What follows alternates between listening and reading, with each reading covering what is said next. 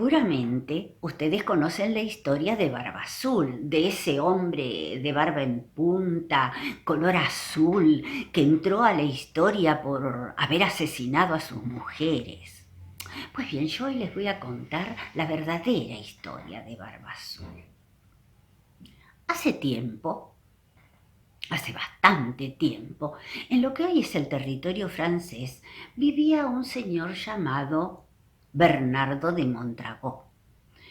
Don Bernardo pertenecía a una familia de linaje noble. Sus antepasados habían ocupado importantes cargos en el reino, pero a él esto no le cuadraba, no le interesaba porque él era sumamente tímido, al punto de vivir en un castillo en medio del bosque. Desde afuera el castillo era tétrico, mal cuidado, pero su interior diametralmente opuesto, muy bien decorado con muebles que habían sido traídos de Italia, cortinados, tapices, cuadros, mucho dorado.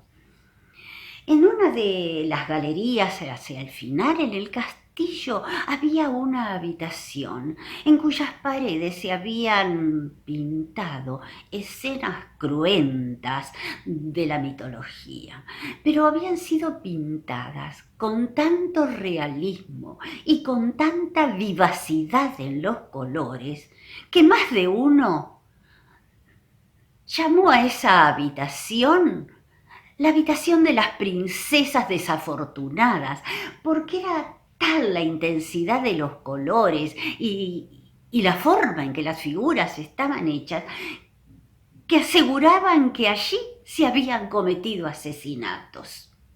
Es más, esta habitación tenía una puerta que daba a la fosa del castillo, con lo cual colaboraba. Don Bernardo era una persona grande, alta, de aspecto viril, con una cabellera y una barba negra ensortijadas, ese negro intenso que tiene tonos azulados. Por más que se afeitara su piel siempre permanecía oscura. A don Bernardo le gustaban las mujeres, pero tenía una severa dificultad para acercarse.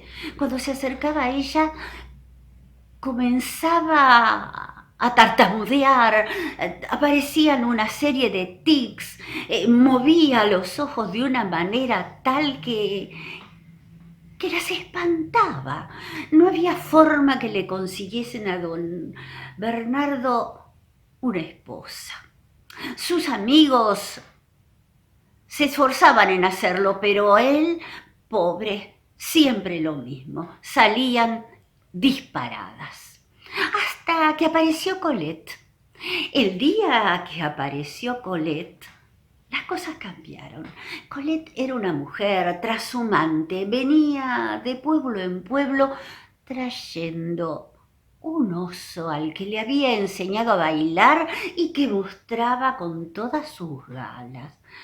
Don Bernardo, cuando la vio a esta mujer robusta, de cabellos hermosos, buen porte, se enamoró de ella, se enamoró a tal punto que se casaron.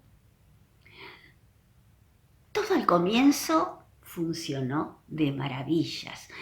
Colette había dejado de dormir y de pasear su carreta de pueblo en pueblo, dormir a la intemperie y ahora tenía una casa donde todos sus deseos estaban satisfechos por el enamorado Bernardo. Sus necesidades eran anticipadas. Bernardo vivía para ella. Pero al poco tiempo, y siempre hay un pero, al poco tiempo las cosas comenzaron a aburrirla. Comenzó a extrañar su vida de libertad, conocer gente, conocer pueblos y se iba a la gruta donde estaba encerrado el oso a llorarle su desgracia. Pasó un tiempo y una mañana don Bernardo se levantó y no le encontró sus habitaciones y comenzó a buscarla y llamó a sus ayudantes y revolvieron el palacio de arriba a abajo y no.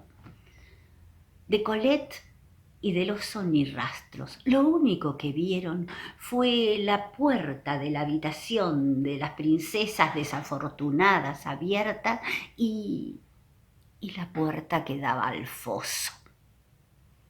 De Colette y del oso no se supo nunca más nada. Y este fue el primer fracaso matrimonial de don Bernardo. Lloraba aún Bernardo de Montragú la pérdida de su esposa cuando recibió una invitación para una fiesta. En principio la rechazó porque no se sentía todavía con ánimo, pero debido a la insistencia de sus organizadores, decidió aceptar. Es así como fue, y allí conoció a una joven llamada Juana Lacloche. Juana era hija de un teniente de la Guardia Real. Bailaron toda la noche y Bernardo quedó profundamente enamorado. La pidió a su padre en casamiento, su padre le otorgó su mano solícitamente y ambos se fueron a vivir al castillo de Bernardo. Lo que Bernardo no sabía es que Juana bebía y bebía mucho, le gustaba mucho el vino. Y la Juana que llegó al castillo fue cambiando poco a poco hasta transformarse en una persona que vivía rodando por las escaleras, por las habitaciones, gritando, hipando, vomitando injurias y otras cosas, ante la mirada horrorizada de los habitantes del castillo y ante la mirada horrorizada también de Bernardo, que superando este sentimiento decidió que iba a curar a Juana de esta abominable adicción. Bernardo decidió hacerlo con dulzura, con mucho amor, con palabras suaves, caricias, consejos, pero Juana no abandonó la bebida. Entonces Bernardo fue cambiando las medidas que tomaba. Una de ellas fue, prohibió a los sirvientes del castillo servirle a Juana del vino que se elaboraba en las bodegas del castillo. Pero Juana, que era una mujer de recursos, se hacía traer vino de extramuros y lo que es peor, ese vino le hacía peor, le provocaba borracheras más abominables aún que las que solía tener. Una de las medidas extremas de Bernardo fue colocarle repelente en las botellas. Pero cuando Juana sintió el olor al repelente, pensó que Bernardo la quería envenenar y rápida como el rayo tomó una cuchilla de la cocina y se le hincó 3 pulgadas en el abdomen de Bernardo, dejándolo gravemente herido. Pero Bernardo logró recuperarse y, lo que es más, continuó con su proyecto de curar a Juana, porque él decía que Juana era más producto de lástima que de censura. Y así pasaron los días y los días, hasta que finalmente Bernardo tuvo que ir un día al pueblo y en su apuro dejó abierta la habitación, el gabinete de las princesas desafortunadas. Juana, en medio de su borrachera, pero curiosa, entró a la habitación. Y al ver esas paredes con esas figuras dolientes, sangrantes, pensó, en medio de su borrachera, que esto era real. Y comenzó a gritar: asesinos, asesinos. Y salió corriendo hacia las afueras del castillo. En ese momento llegaba Bernardo, que corrió tras de ella, intentando pararla, pero Juana no se detuvo. Y corrió hasta llegar a una laguna que había en las cercanías. Y rápidamente se tiró, ahogándose al momento. Bernardo no pudo hacer nada para evitarlo. Y aunque ustedes no lo crean, y a pesar de lo que les he contado, Bernardo cayó en una profunda tristeza. Tan grande fue el dolor de su alma.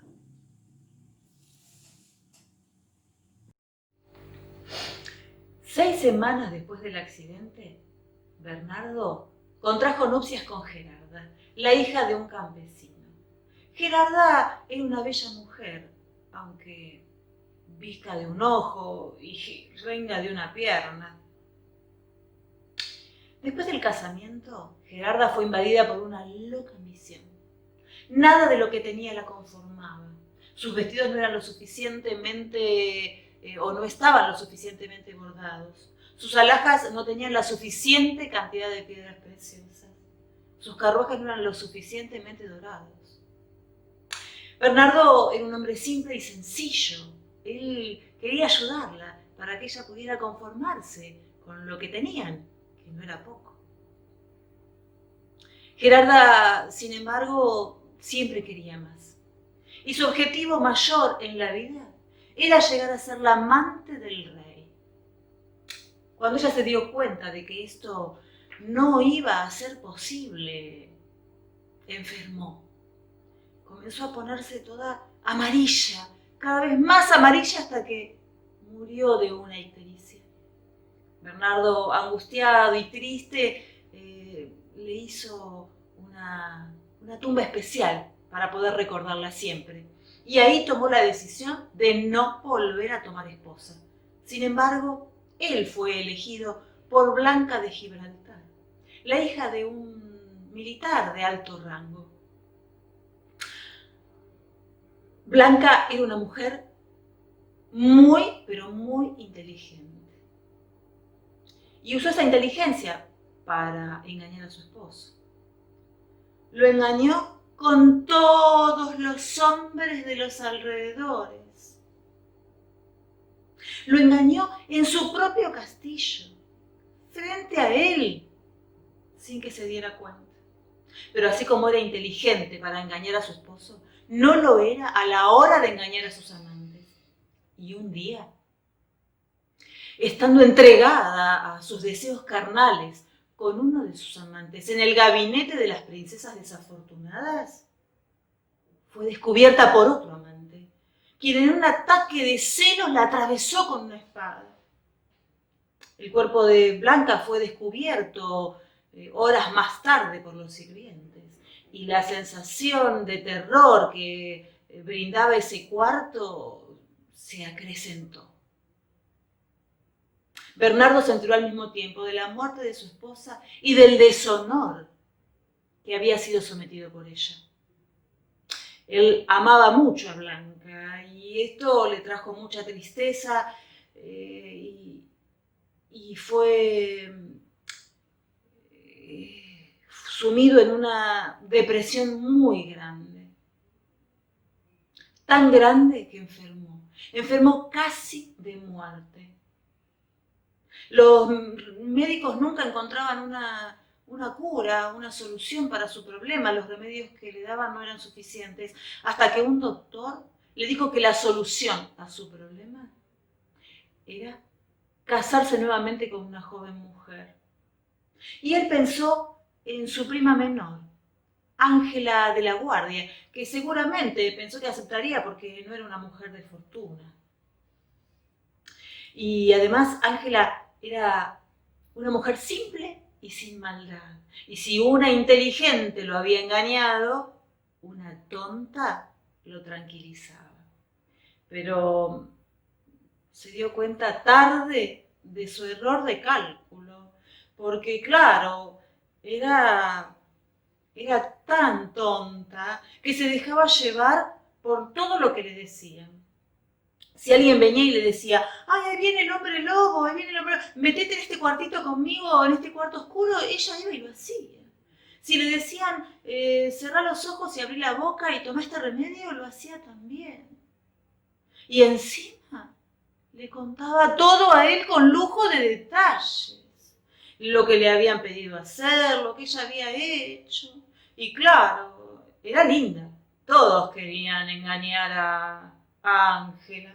Un día, Bernardo, en un enojo que le agarró por todo esto, le dijo estúpida y le dio una cachetada.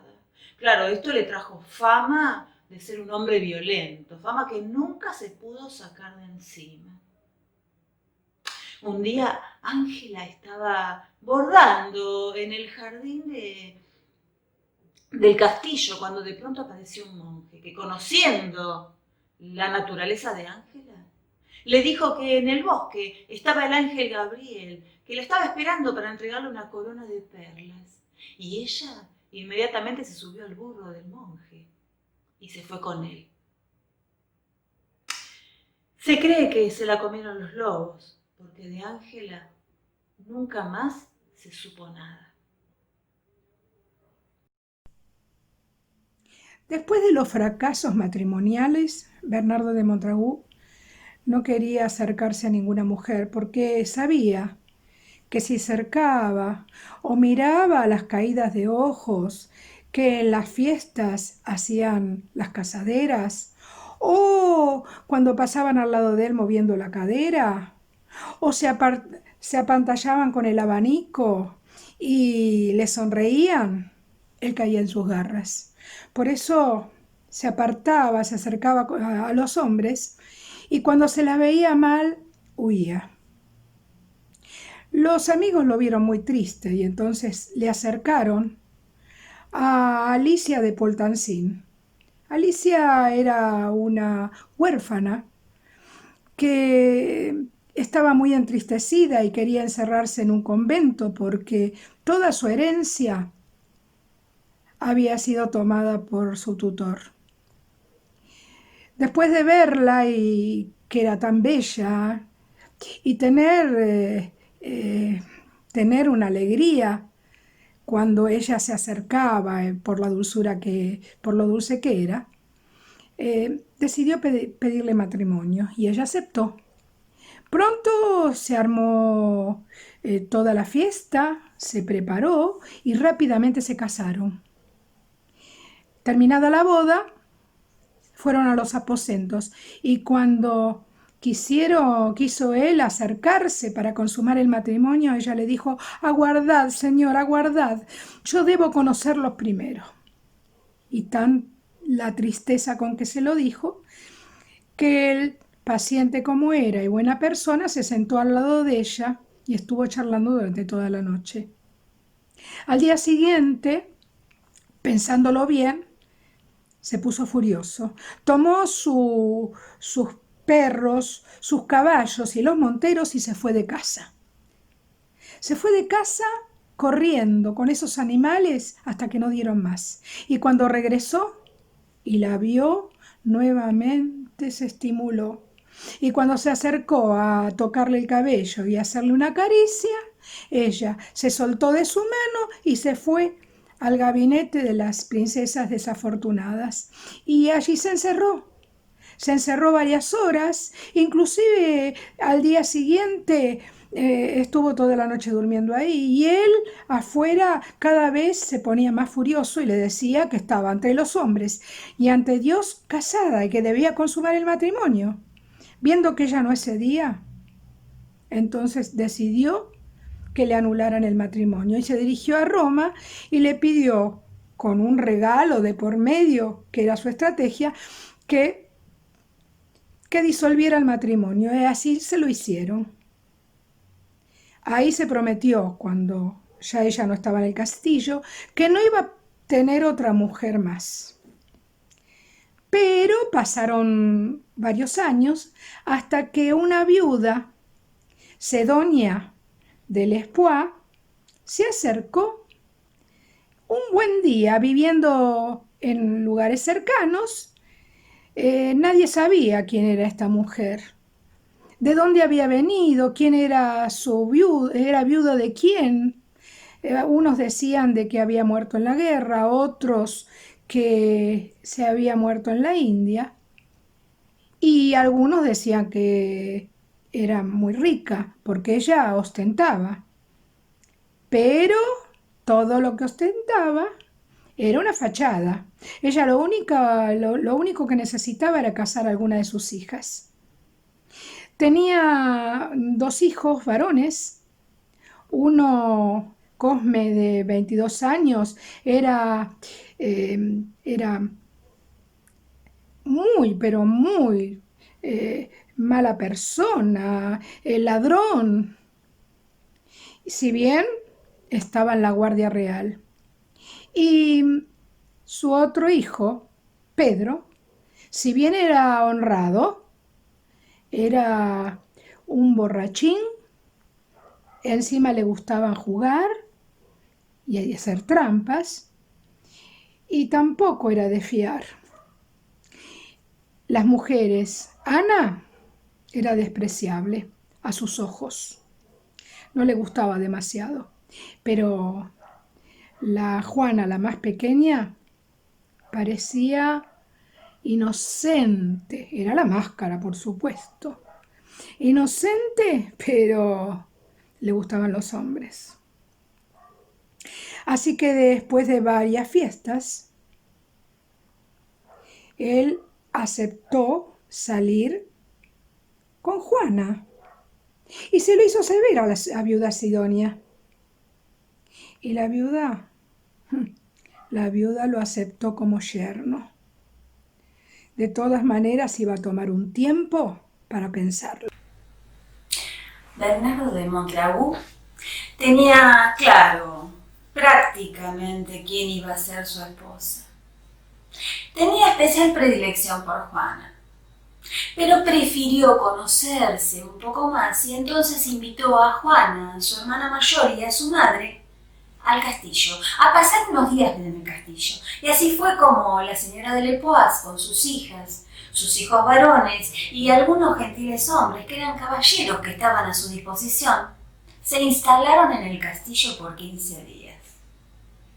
Pasaron unos días increíbles. Durante el día había uno de ellos, que era el caballero de Merluz, preferido de la señora de Lespoix, que tenía a Juana entre ceja y ceja, se encargaba de organizar las batidas, que eran competencias de caza, aprovechando que Bernardo contaba con una de las jaurías más importantes de la zona. Y entonces los cazadores y las cazadoras, durante todo el día, además de cazar los animales, entre idas y venidas, se perdían y se reencontraban en algún juego amoroso. Así transcurría toda una jornada muy divertida y volvían al atardecer felices de haber pasado un día increíble. En ese momento era cuando Bernardo los recibía en su castillo con fiestas majestuosas. Encendía antorchas en la puerta del castillo y recibía en mesas importantes atendidos por jóvenes disfrazados de faunos y ninfas a todos los invitados y les convidaba exquisiteces del bosque y del campo. La música no cesaba y a una cierta altura de la cena venía un astrólogo con un gorro en punta que le leía la mano a las mujeres y les adivinaba su futuro amoroso. Cuando la cena terminaba, venía la segunda parte. Se encendían las luces del interior del castillo y se desplegaban mesas de billar, de ajedrez, de dados y de naipes. Y empezaban las apuestas. Bernardo no era muy afortunado en el juego, pero se resignaba, pensando que la señora de Lespoix y sus hijas estaban acumulando una buena fortuna que él estaba perdiendo. porque eran bien afortunadas en el juego. Y así fue que transcurría la noche. Y ya entrada, bien cerca de la madrugada, los jóvenes se enmascaraban y se vestían con distintos atuendos para que nadie los reconociera y comenzaban a hacer bromas a los invitados. Las corridas por los pasillos, las habitaciones. Ahí es cuando el caballero de Merluz, con alguna máscara para que nadie lo reconociese, se introducía en la habitación de Juana. Bernardo no estaba excluido de las bromas y le introducían en su habitación bombas malolientes, pica pica dentro de la cama o alguna tinaja con agua que lo sorprendiera con una catarata cuando entraba a su habitación. Así pasaron los días y Bernardo tuvo que tomar una decisión y finalmente le pareció que Juana era la indicada. Pidió su mano a la señora de Lepoix y se organizó una gran fiesta al interior del castillo, donde tomó por esposa a Juana Lepoix. Ella estaba hermosa, con 1000 bucles en la cabeza y un vestido repleto de encajes. Y él no quería ser menos. Entonces se vistió con un traje de terciopelo negro y le bordó todos los diamantes que poseía en parte de su fortuna. Pero brillaba tanto el traje que contrastaba un poco con su aspecto tímido y su perfil bajo. El que estaba realmente muy elegante y era el más observado por todas las damas era el caballero de Merluz, que vestía un traje de terciopelo rosa con perlas satinadas bordado. Los primeros meses fueron muy felices. Pero claro, en el castillo no solo vivían ellos. La madre de Juana se instaló junto con su hermana mayor y sus 2 hijos varones, y también el caballero de Merluz, que no dejaba de acosarla a Juana. Esto molestaba bastante a Bernardo, que llegó un momento que lo reclamó, y Juana, sutilmente, le dijo que había que entenderlo porque el caballero de Merluz era su hermano de leche. Poco tiempo después de su casamiento con Juana, Bernardo de Montagur tuvo necesidad de hacer un viaje que le iba a llevar aproximadamente 6 semanas. Necesitaba hacerlo porque tenía que ir a cobrar la herencia de su primo que había fallecido en combate como consecuencia de un cañonazo. En realidad él estaba jugando a los dados sobre un tambor, pero no voy a hablar sobre eso. Bernardo se reunió con su esposa y le entregó en ese momento todas las llaves del castillo y le dijo que ella era dueña y señora de todas sus propiedades, de los cofres, de las alhajas, del oro, de la plata, de todo lo que había dentro del castillo y de todo lo que se veía fuera del castillo también. Le entregó las llaves, como digo, y también le entregó una pequeña llavecita y le especificó que esa llave pertenecía a una pieza llamada gabinete que estaba después de la galería en la planta baja. También se la llamaba de las princesas desafortunadas. Y él le hizo una pequeña recomendación sobre ese lugar, que él prefería que no entrara en esa pieza. Ella podía hacer lo que quisiera, pero él había pasado ciertos disgustos en esa pieza y tenía una sensación de malestar cada vez que pensaba en esa pieza y no quería por nada del mundo que ella pasara por algo semejante. Dicho lo cual, emprendió su viaje.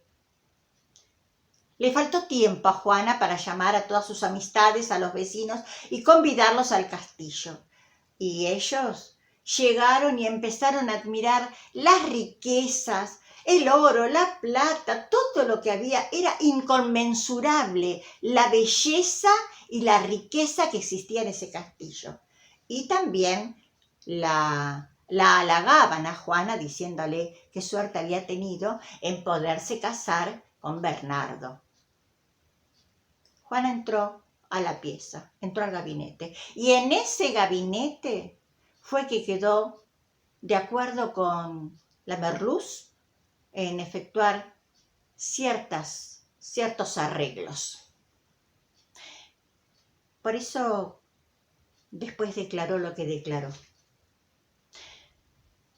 Cuando llegó Bernardo de Montagut, unos días antes de lo acordado, las malas lenguas dijeron que había sido adrede, como muchos otros que vienen y llegan antes para controlar a sus esposas, pero de él muy lejos de pensar eso, porque él venía recontento, porque él quería ver a su esposa, estaba feliz por haber terminado antes con todo lo que tenía que hacer y regresar para estar con su esposa.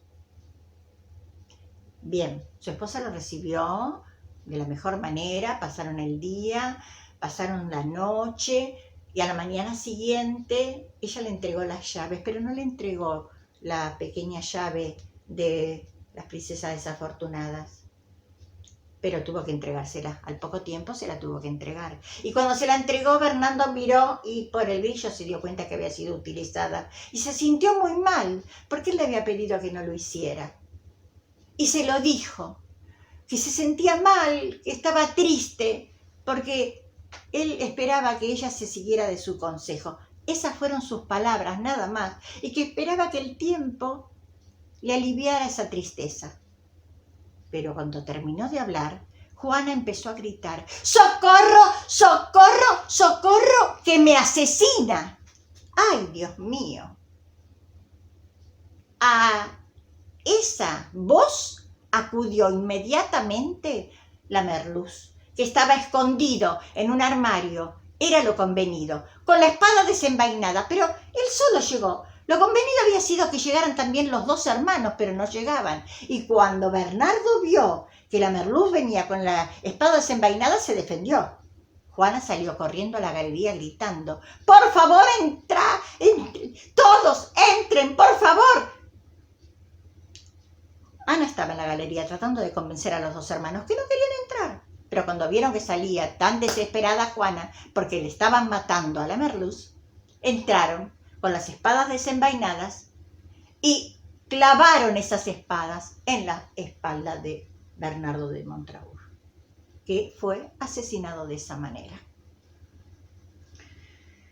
En la comisaría, Juana declaró que cuando ella entró a la pieza de las princesas desafortunadas, vio 6 cadáveres chorreando sangre coagulada, y ella reconoció que habían sido las 6 esposas y consideró que ella iba a ser la 7ª que pasara por eso. Bueno, también dijo que quizás las pinturas tan realistas de las paredes la habían confundido y por eso ella se asustó tanto y pidió ayuda. Bien, quedó como única heredera de toda la fortuna, que repartió de la siguiente manera. Parte le dio a Ana, su hermana, para que tuviera una buena dote y pudiera casarse. Parte consiguió pagar el grado de capitán para cada uno de sus hermanos. El resto lo quedó para ella, para disfrutar con la Merluz, que fue su compañero a partir de ese momento. Y Bernardo de Montagut, una persona tan bondadosa que fue malinterpretada por todos los demás, terminó de esta manera víctima de su inmensa bondad.